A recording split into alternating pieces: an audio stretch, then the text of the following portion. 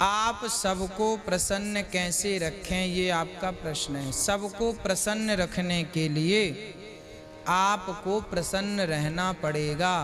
जब आप प्रसन्न रहेंगे तो आपको देखकर सब प्रसन्न रहेंगे। वाह, ये व्यक्ति, ये पुरुष, ये स्त्री हर स्थिति परिस्थिति में प्रसन्न रहती और रहता है।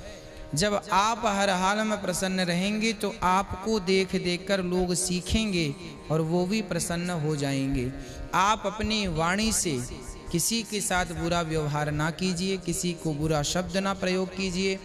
अपने कर्मों से किसी का दिल ना दुखाइए और अपने मन से किसी का बुरा ना सोचिए। मनसा वाचा कर्मणा, मन वाणी कर्म से किसी का दिल ना दुखाया जाए।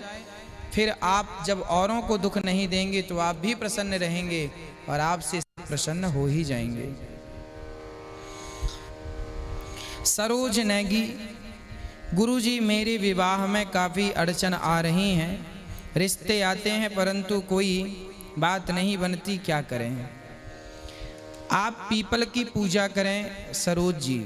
आप सुबह पीपल को जल चढ़ाएं, सायंकाल सूर्य अस्त के समय दीपक घी का जलाएं, घी का दिया जलाना और सुबह जल चढ़ाना, ये नित्य कीजिए। आप पवित्र अवस्था से इस नियम को कीजिए, रेगुलर कीजिए।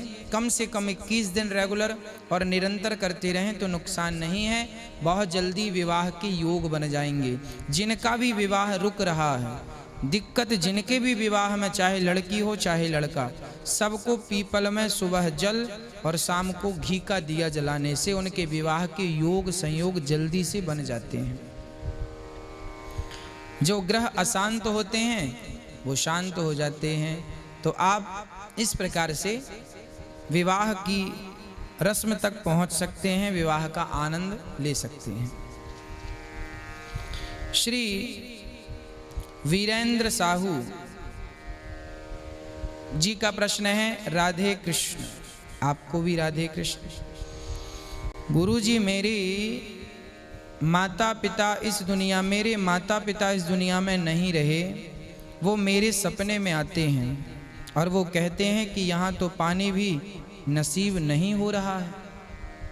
वीरेंद्र साहू जी, आपके माता पिता आपके सपने में आ रहे हैं, इसका मतलब है कि आपके माता पिता की अभी तक सदगति नहीं हुई और वो आपसे जल मांग रहे हैं, मतलब वो प्यासे हैं।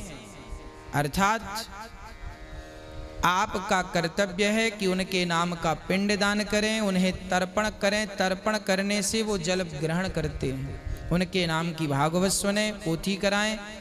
सामर्थ्यवान है तो संपूर्ण परीक्षित बनकर उनको भागवत सुनाएं, तब उनकी सदगति होगी। नहीं तो पिंडदान जरूर कीजिए, तर्पण जरूर, उनको उनके नाम से जल दान कीजिए, उनके नाम से अन्नदान कीजिए, उनके नाम से जलदान कीजिए।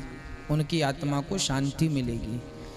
हम सभी का परम कर्तव्य है कि हम अपने पूर्वजों का जो ऋण हमारे माथे पर है उस ऋण को हम चुकाएं, और वो ऋण तब चुकेगा जब हम उनके नाम से कोई पुण्य का कार्य करते रहेंगे, तब वो चुकेगा।